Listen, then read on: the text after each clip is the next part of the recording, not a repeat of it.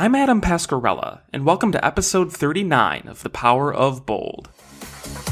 From New York City, it's The Power of Bold, the podcast on risk-taking, entrepreneurship, and bold living. Join us as we interview world-class performers, analyze life-changing books, and gather actionable insights to help you achieve your goals. Here's your host, Adam Pascarella. Hey everyone, welcome to The Power of Bold. I'm your host, Adam Pascarella, and I'm excited that you're here as we explore topics related to risk-taking, entrepreneurship, and bold living. I hope all of you are staying warm as you're listening to this. I'm recording this episode on January 30th, and a massive polar vortex is hitting the Midwest and East Coast for the next couple of days. So I hope everyone stays inside and stays safe. So for this episode, I'm excited to share my conversation with Fei Wu. Fei is a bilingual podcaster who immigrated from China when she was 17. After attending college and spending a decade working in tech consulting and advertising, she left corporate America to start the Feisworld podcast, which eventually evolved into Feisworld LLC. As you'll hear in the interview, the mission of Feisworld LLC is to help small businesses and people tell better stories, find new customers, and create new revenue streams. Fei and I touched on many topics throughout our discussion, including how she dealt with uncertainty moving from China to a small town in Maine, how she flexed her entrepreneurial muscles in her corporate job, and how you can too, how podcasters and other creators can make themselves known in an increasingly crowded marketplace, and why knowing your audience is absolutely critical in whatever you're creating. It was a great conversation, and I'm excited to share it with you. Let's get into it. Fei Wu, thanks for joining me on The Power of Bold. Hey, Adam, I'm so glad to be here. Well, I'm really happy to have you on the podcast because of your unique story and the work that you're doing with Feisworld, which is your current company. And you have an inspiring story and one that I think a lot of listeners are really going to enjoy. So thanks for taking the time. But before we get into your current work, I want to briefly speak about your career before you left for more entrepreneurial waters. So let's start here. There's the stereotype of entrepreneurs getting started when they're young, when they're children, whether that's, starting up a lemonade stand or for the boys out there collecting and trading baseball cards, that sort of thing. Mm-hmm. So were you always interested in creating new things and being more entrepreneurial, or did that develop later on in your life? I feel like I was in China very recently, and, some of my childhood stories I had forgotten until I saw all the baby novels I wrote, all the paintings I painted, and the schools I designed. Somehow I was, as an only child growing up, I have to encourage other neighborhood kids to come play with me, join me. And I was building these smallish companies. I was building schools and giving people jobs to do and had great fun.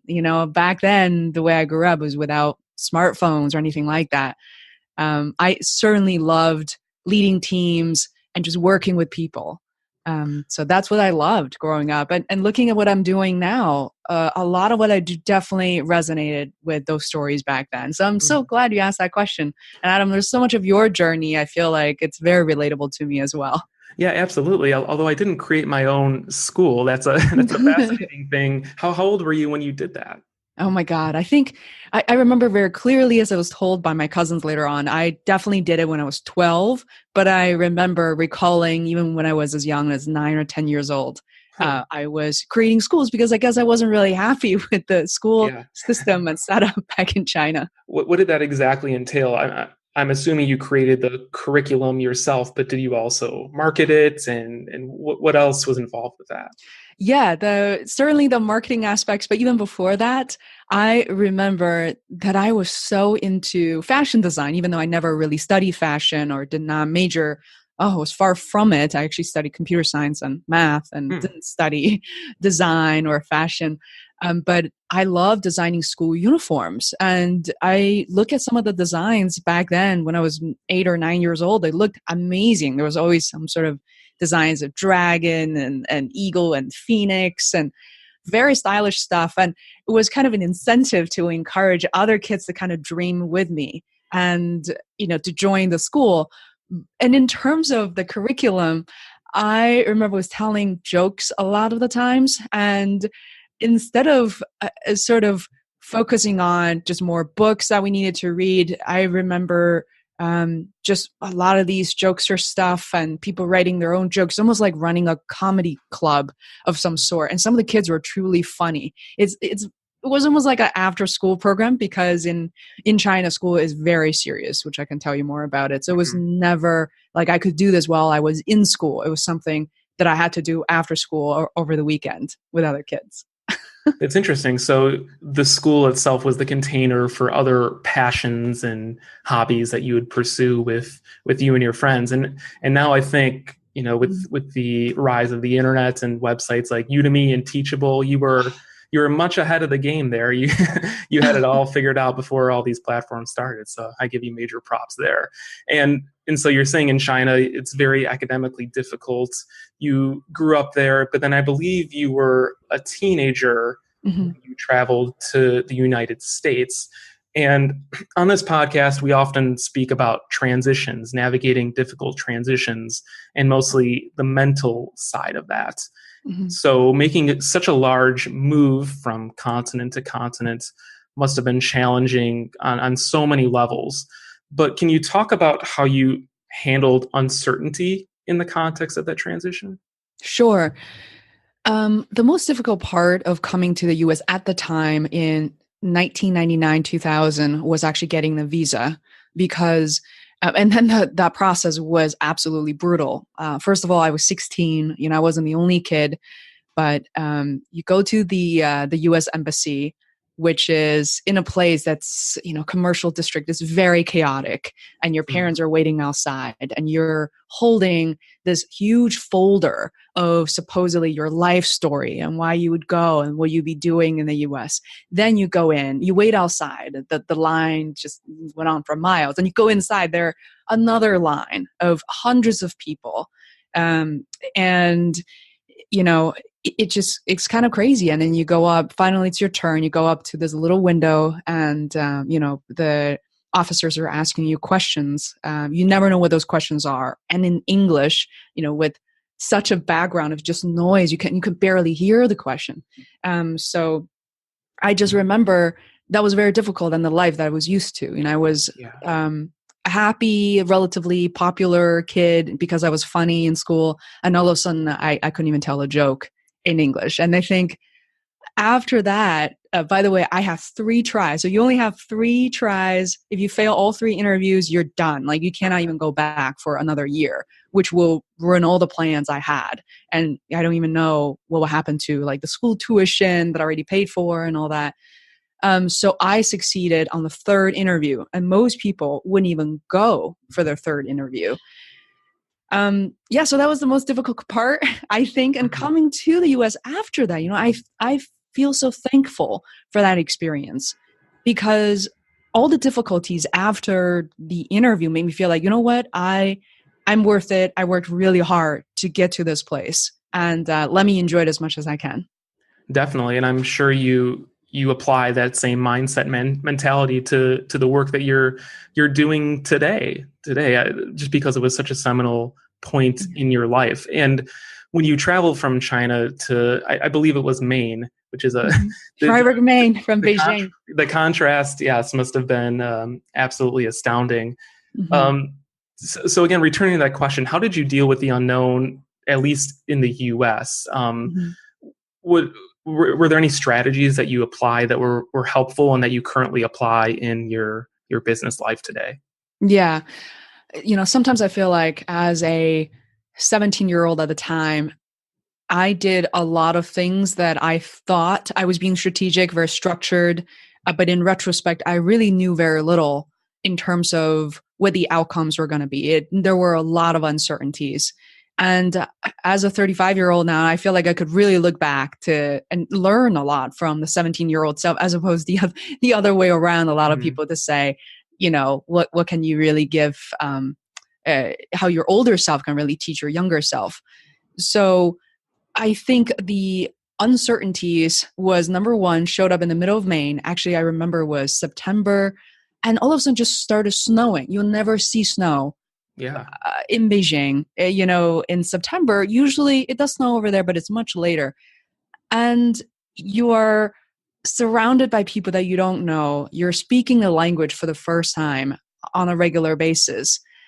And, I realized that as a kid, I just decided to, give myself a chance. And then what really empowered me and comforted me was, I think all of us as human beings have the urge to give and to provide and be useful. So because my English was a little bit better than the rest of the Chinese kids, and I watched them struggle a lot more than I did. And so I wanted to kind of lend a helping hand and really try to take care of them, especially the ones who are younger. And it just gave me a lot of comfort, and I learned from that experience. Almost is like trying to be a teacher in a foreign land. Yeah. You don't really know much to begin with. Yeah. And just to clarify, so were you were learning English in China, I'm presuming, and you come to the US with what level of fluency, like a working knowledge, or were you a little more fluent than that? I would say relatively working knowledge. I actually don't know how working knowledge is defined exactly. But however you want to define it. Yeah, I would say I would be comfortable at a coffee shop chatting with friends, but okay. I wouldn't be comfortable at just say learning math and physics and going to creative English classes, which I did take at Freiburg Academy, where I went to high school, and that was extremely difficult. And also just say preparing for SAT 2 months after, as a senior in high school, arriving in the States in September, I have to take the test in November. That was a huge jump for me. Yeah, I can't even imagine. That challenge must have been unbelievable. And obviously at the time your plan was to attend college somewhere. After that, did you have a career vision in mind? Were you aiming towards more of an entrepreneurial career or lifestyle, or were you more trying to follow a track that was in front of you? Yeah, thanks for asking this question, because I feel like part of my story is most likely relatable to a lot of immigrants, especially first-generation immigrants and people who, come to this country on their own. I absolutely knew I wanted to be an entrepreneur. And even when I was 18 or 19 years old, when I was still in college, I loved helping my friends who at the time, still are older than I am, who started their own companies. So I was trying to do everything I could to be their marketer, to help them with digital stuff, or to write proposals. And I don't know what it was, but I had infinite energy for that type of work. However, as an immigrant, as an international student, I couldn't start working for myself. You have to be a US citizen, or you have to have at least a green card in order to do that. And sadly, as a Chinese or an Indian citizen, you never know how soon you'll get your green card. And for me, it took between the years of 2006, 2007 to about 2015. And the reason was that I switched jobs. So every time you do that, there's a certain process you have to kind of restart from. So, I started my company in January 2016. It was as soon as I had my green card. But before then, I was certainly being very entrepreneurial in my own ways. Right. Whether that was side projects or side hustles, or even in your corporate life, you have over a decade of project management and consulting experience. So in that sort of environment, were you trying to almost become an entrepreneur? Although I guess your consulting experience maybe overlapped, some entrepreneurial elements somewhat. Can you talk about that a little more? How you tried to be an entrepreneur, yet you couldn't really be an entrepreneur? Absolutely, especially towards the end. I remember there are several projects that come to mind. I'll talk about the first one. I think it's relevant to what I do, what you do, which is as an entrepreneur. I'm very fascinated by this subject, by the way, and this topic in general.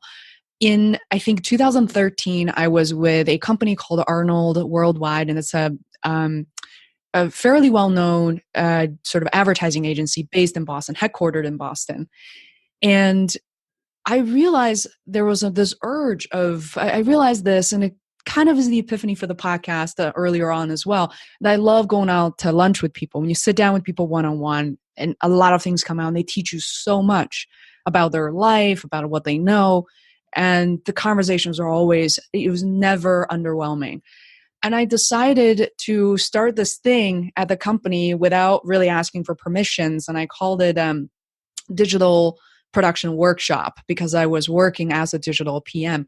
But then I welcomed people from every single department. And there were at the time over 300 people working for the company. So there were departments that had nothing to do with ours.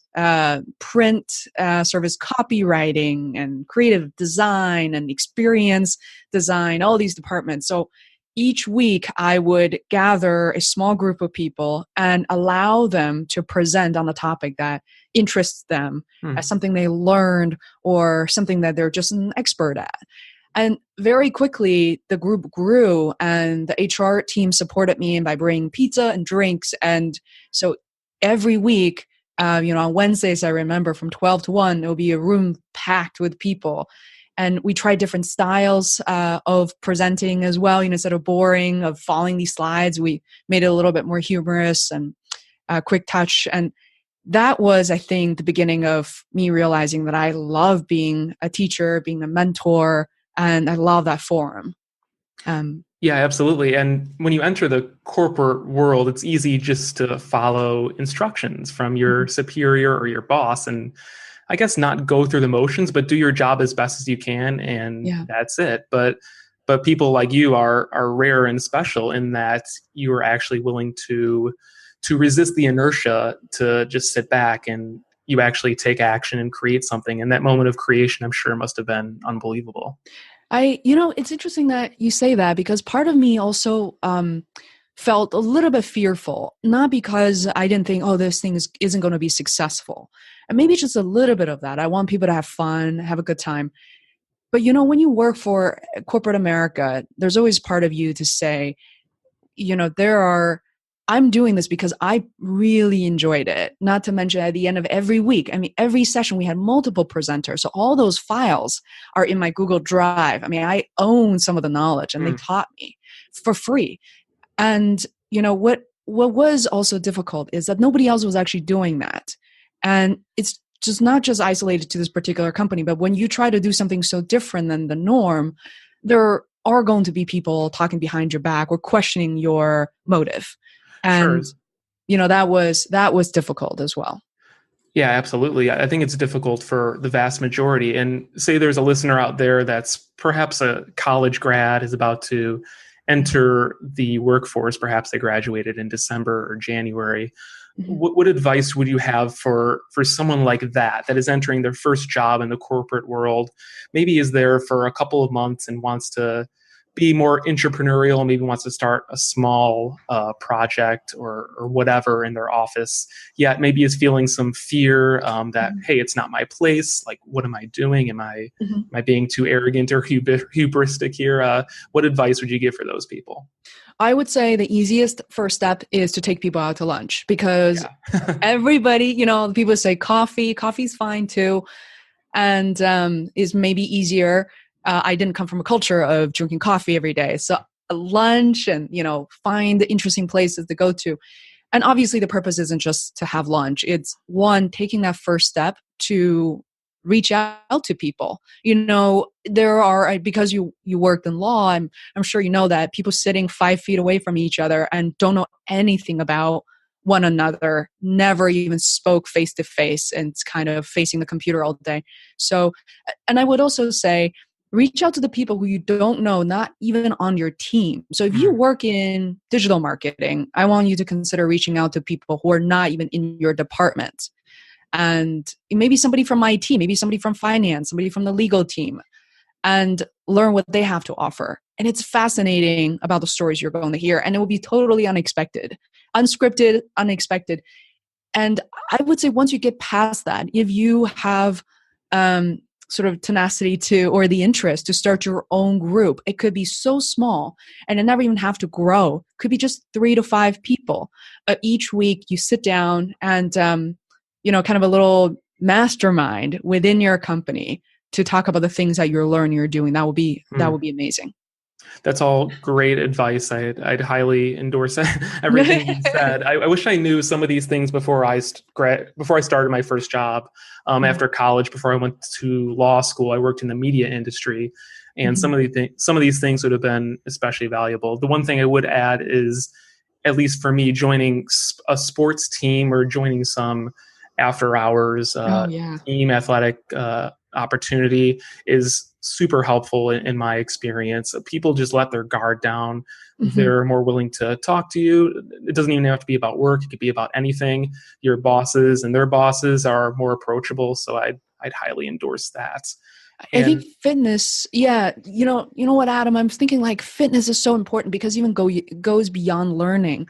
That unfortunately, I'm in my 30s and I know a lot of people, even in their 20s, are really struggling with their own health because it's extremely stressful and it's not healthy to, get up in the morning, 6:37, drive in traffic for a couple of hours, work all day, come home, and and it just getting it out of your own head and just break a sweat, whether it being a sports team or you hit the gym doing something you really like, maybe that's a dance lesson, other than just lifting weights. I think it would just go a long way.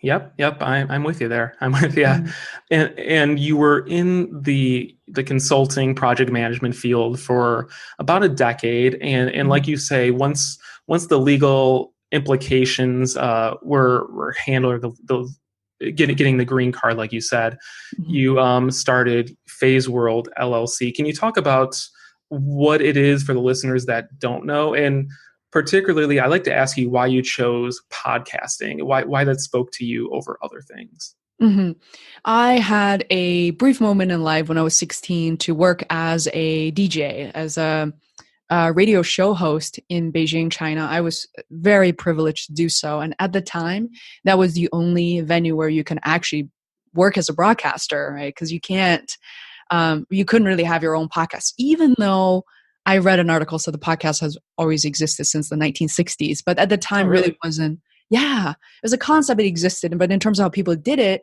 finding their own radio signals and be a complete geek, I didn't really have the capabilities to do that as a 16-year-old. But working as a DJ was something I loved doing for the reasons you could probably imagine, and connect with a very large audience in China, very much outside of Beijing, and really changed my life. But then, when you become a grown up and you thought to yourself, is impossible. I'm not trained to do this. I don't have a degree in it. Until 4 years ago in 2014, as I was working a corporate job, I realized how desperate I was to get some of the stories out. And I wanted to capture the conversations I had with different people. And podcast was really booming at the time. It kind of became very obvious. Mhm. And so I'm super glad I did it. And what, as a result, happened when I started podcasting is I was able to connect with a lot of people, not just by proximity, but also people who live nowhere near me. A lot of the shows were recorded exactly as the way that we're doing this, Adam, via Zoom, via Skype, and kind of opened up all the possibilities I didn't think was possible. And being a immigrant female entrepreneur was one of them. I realized, I always wanted to do this, but it's actually possible. And here are the steps I can take to actually get there. hmm Yeah, that's really cool. Can I ask why did you name it Phase World? It's pretty obvious, but is there any deeper meaning behind that? Yeah, so I had this, my partner at the time when I was really young told me, I remember when Gmail was a thing, early 2004 or 5, we're so excited. I'm like, I need an alias, I need a username for my Gmail. And he told me it should be Phase World because it's anything. And I've been using that, and that's still my email address, phaseworld@gmail.com. And I realized when I didn't quite know what this podcast was going to be about, and I didn't want to really lock myself into a very narrow, specific topic because I was still growing. I was learning so much, and I love people from all walks of life. So I said, hey, let's just call it Phase World. And then so it can be more inclusive. And little did I know, years later, and people were saying like Wayne's World. And I Yeah. realized it was, and then I watched Wayne's World for the first time like a few months ago, Oh blew yeah. my mind. That's really funny. Yeah, I think that's an important point what you just mentioned. If you're starting a new venture, whether that's a podcast, something else like that, you want to keep the name somewhat vague just in case you expand out from what you're doing. You don't necessarily want to lock yourself into a particular topic or Mhm. whatever. So I think that's an important point that you mentioned. And on your website, you say that the mission of the company is to help small businesses and people tell better stories, find more customers, and create new revenue streams. Mhm. That's quite a quite an objective. Can you talk about that more and how you actually accomplish that? Sure. So, you know, I when I worked in consulting for over a decade, a lot of the projects, as you're very familiar with as well, Adam, are at least in the 500,000 to certainly very often well over millions of dollars. And a lot of these big brands were willing to pay a lot of money, and they didn't really care as much what the results or ROI were going to be.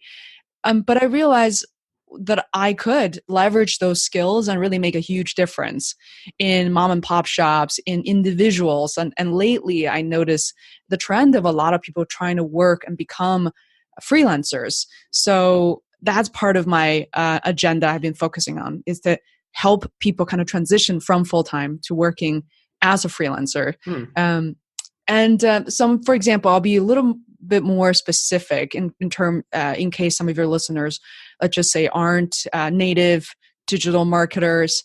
So people really struggle to tell their own stories, and including people who are so experienced and so great at what they do. And especially when it comes to female executives, have 20 plus years of experience, known in the industry, and they don't really know how to tell their stories. And it's hard for anyone to tell their stories.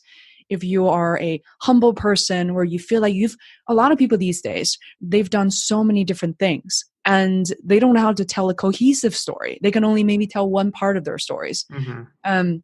So I become a listener. The process of me scheduling an hour call and really just hear their stories. And if they're in Boston, awesome. I'll meet up with them and I'll be taking notes, having the conversation, and I will be able to retell that story.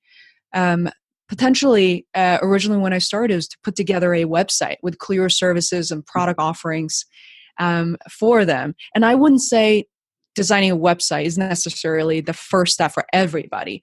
For a lot of my clients, it made sense because people can schedule appointments with them, can really purchase products right away, connect with them directly. So yeah, so that's kind of the beginning of the process. I realize if I kind of delve in, it could go on for a while, but I Well, if listeners are more interested, they can go to your website and consume some of your content, your podcast, everything like that.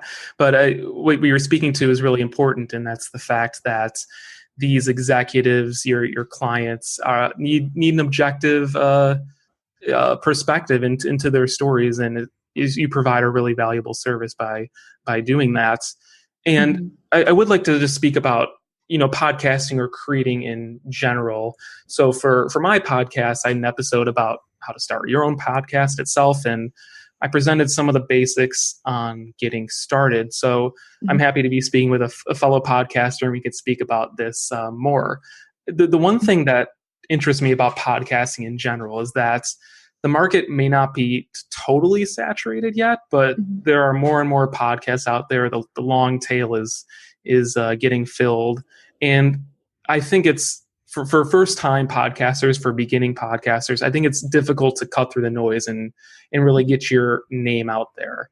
Mhm. So I'd love to talk to you about that exact point. So when you were starting Feisworld, or even currently with your podcasting, Mhm.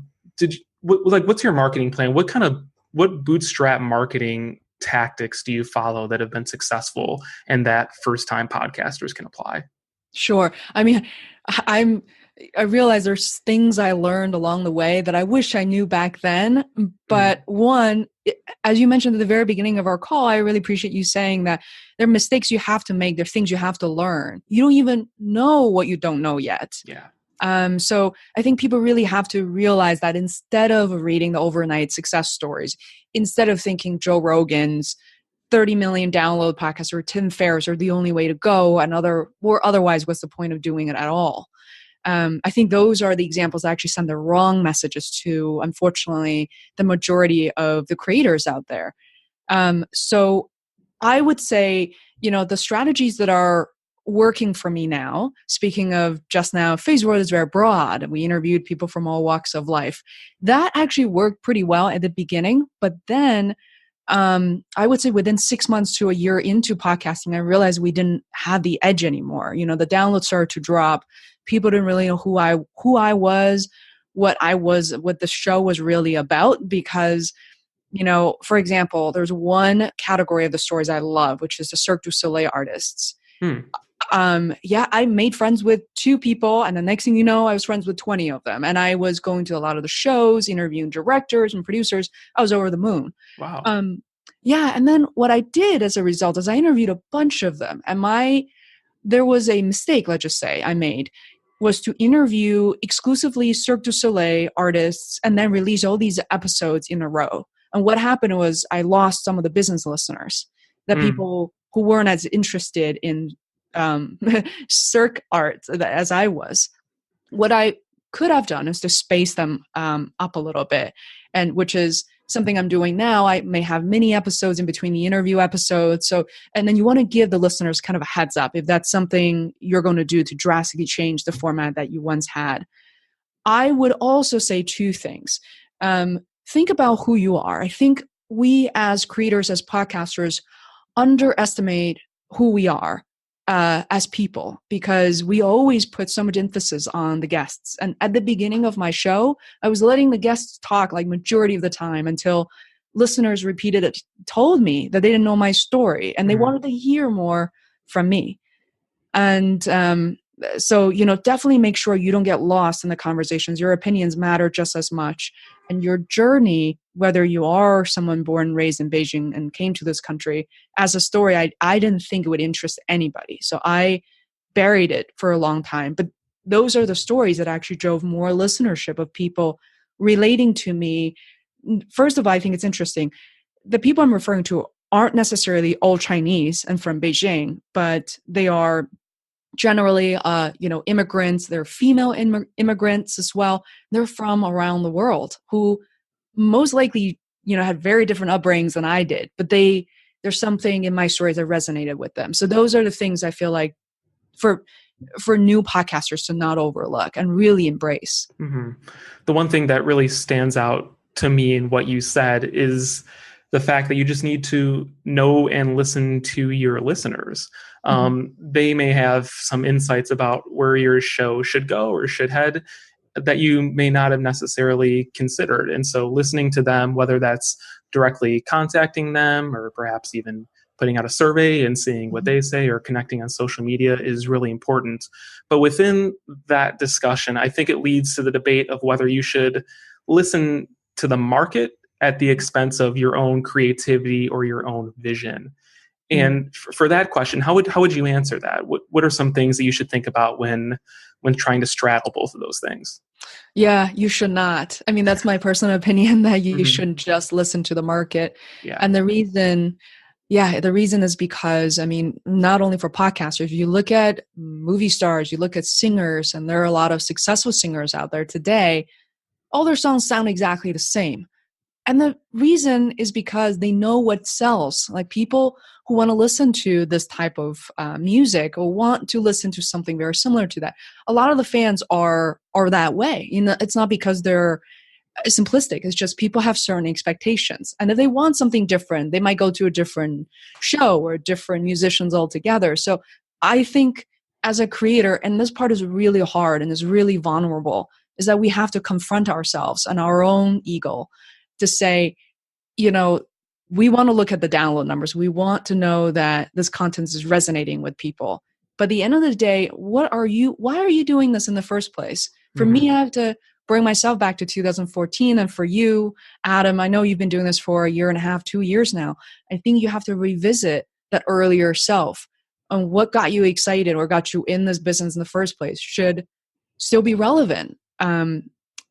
So have that honest conversation with yourself and write down what it felt like if you haven't done so already. No, I agree with that. Getting to the initial objective and just thinking about that from time to time is really important.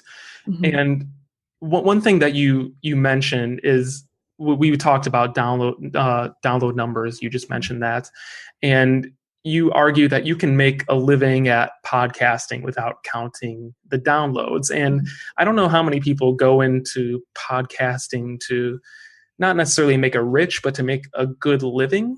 Mhm. But there are definitely some people that are interested in that. So what's your thesis on that point? How can people do that without counting their downloads? Yeah, well, I'll give you one example. As you know, Adam, I just got off an interview with a palliative care doctor, and I never met this woman. I was going to join her at a conference late last year, but I was out of the country.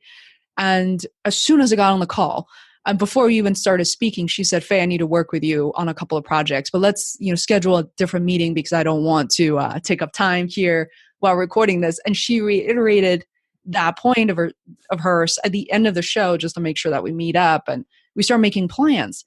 And as strange as this may sound to some other people, may not be to you, Adam. And I have so many examples I've collected. I thought, oh my God, is this only happening to me? And by the way, the reason she did is because she watched the docuseries and she's really interested in the format.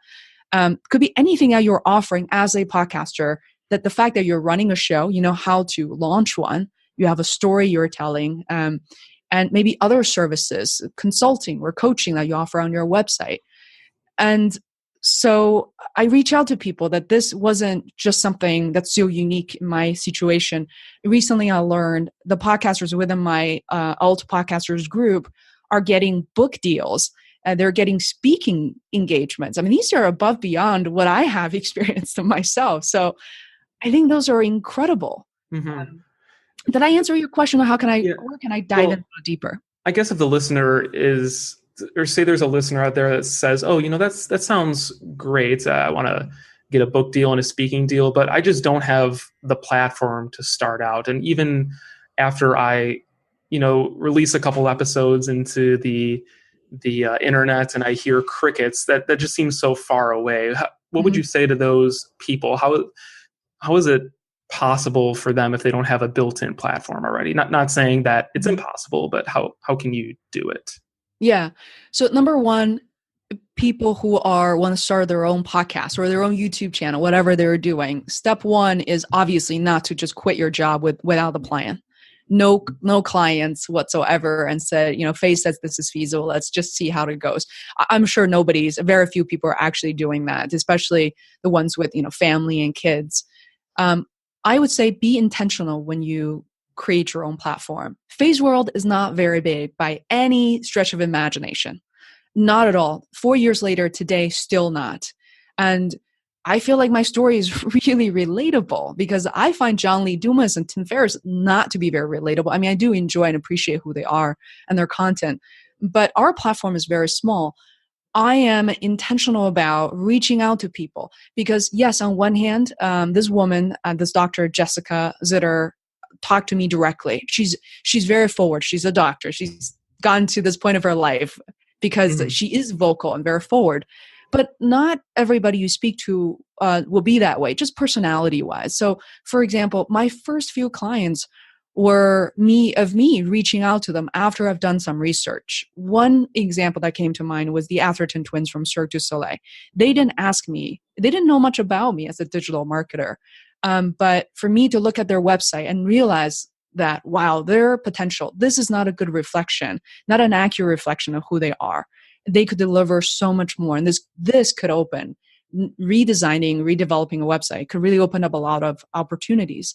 And what I did was I reach out to them directly and then being very careful about how I message and how I structure that message because, as you know, it could be a family friend, it could be one of them who developed the website. And they are very open-minded. They accepted the approach of me just kind of pinpointing a couple of things, just kind of tease out like what I think could be improved. And within 2 weeks, we signed a contract and the website launched in about a month after that. So I think be intentional and be a little more forward, especially for women, for young women out there, experienced and older women as well, that you have to put yourself out there, and it's okay. No is okay as well.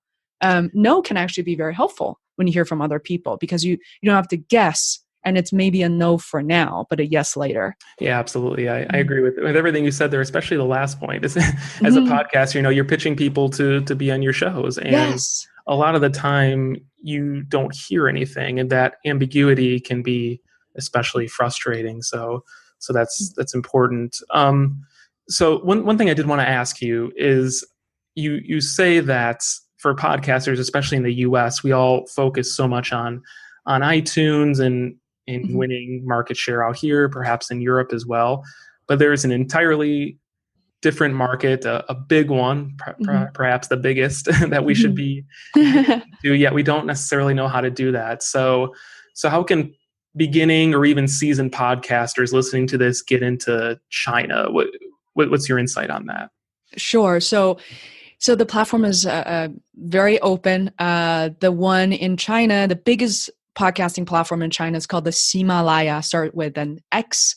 It's just like Himalaya, but with the letter X at the beginning, and that's how we say it in Chinese, and that's why.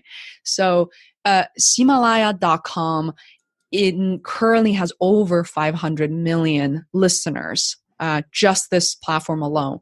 And in comparison, iTunes today worldwide has 250 million, and that is half of the listeners on Himalaya. And that number is just astonishing. I mean, I didn't realize it until I decided that, okay, I'm just going to experiment. I'm Chinese, and should be pretty straightforward, and it was.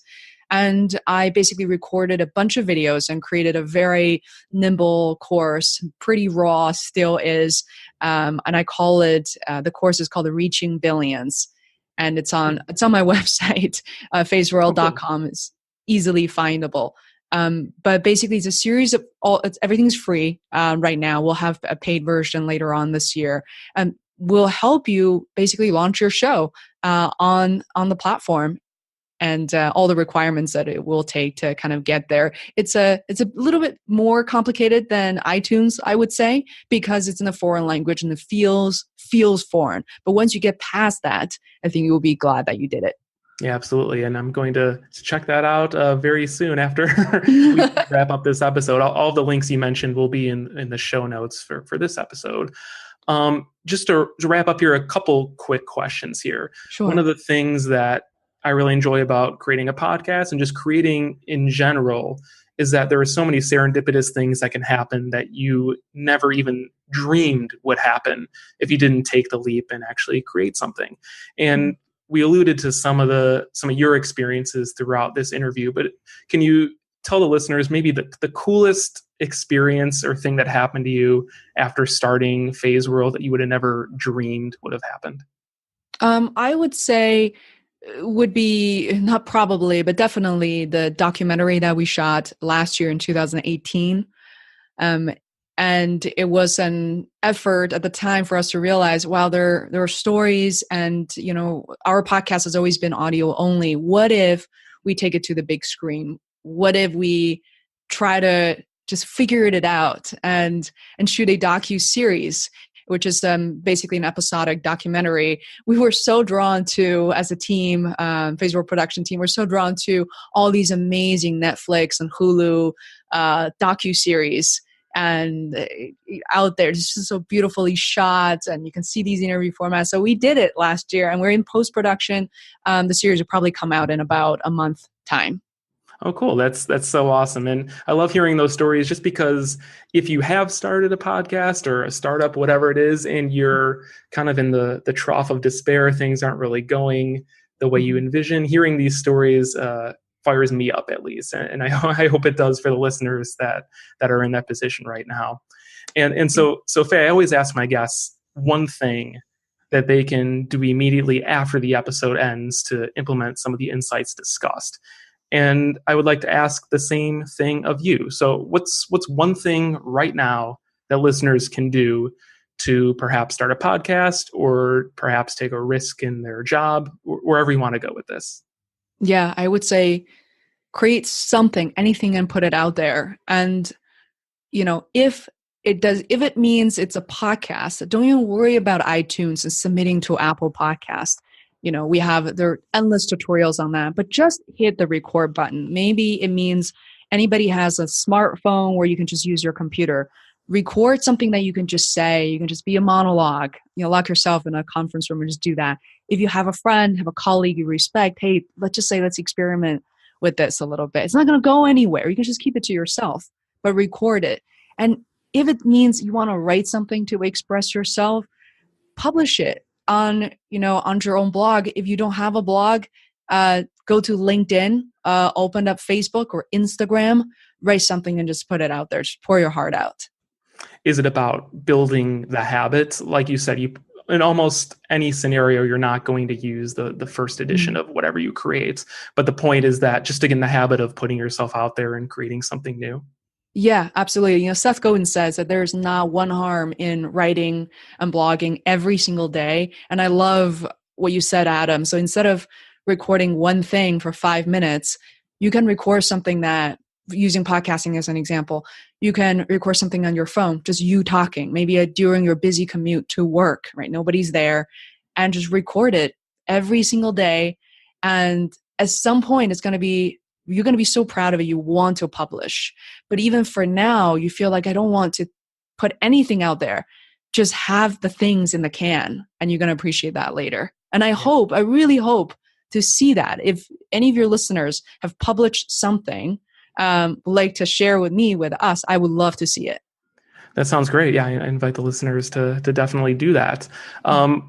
Two more questions here. First, are there any books that have really helped you on your journey? Maybe that's starting a business or starting a podcast.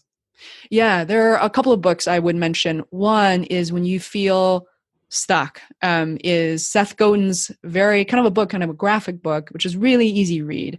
It's called What to Do When It's Your Turn. And the subtitle is It's Always Your Turn. I think that relates to so much of what we talked about on this episode. And another book I would like to recommend for people who are thinking about being an entrepreneur, especially you said the listeners said, I don't have a platform. I can't even imagine how to make money and how these successful people made money in the first place. The second book is by Dory Clark called Entrepreneurial You. And she interviewed hundreds of entrepreneurs and really break down it's like a good exercise. Break down those stories and their origin stories and leave you with an exercise at the end of each chapter. And I love that book. Both of those sound really interesting. I haven't read any of them, so I'm going to I'll send you the links too. I appreciate that. Well, this has been great, Fei. And just final question here, just to wrap up, where can listeners find you if they want to learn more about you? Yeah, so my podcast, my docuseries, and my blog, everything is at feisworld.com. I spell my name a little differently, the Chinese way, which is Feisworld. And I'm also at Feisworld everywhere on social media, including Facebook, Twitter, Instagram. And and then we'll soon establish a Vimeo channel for our docuseries, but we'll certainly be sharing all of that on the website as well. Very cool. And once again, all of that will be in the show notes for the listeners. Well, Fei, thank you so much. This has been really inspiring, educational, entertaining, and I wish you the best of luck with everything going forward. Thank you so much, Adam. Thank you for having me. Once again, that was Fei Wu, the founder of Feisworld. There was a lot to take away from our conversation, whether you are a would-be entrepreneur or whether you are simply a person who loves creating things. Like Fei said, I encourage all of you to get out there and try creating something new, even if it's just something really small at work. You may be surprised at what happens after that. So that's it for this episode of The Power of Bold. We'll see you next time. Thank you for listening to this episode of The Power of Bold. For show notes and a transcript of this episode, visit thepowerofbold.com. Feel free to get in touch by visiting our Facebook and Twitter pages. And don't forget to subscribe to the podcast on iTunes or Google Play. We'll see you next time.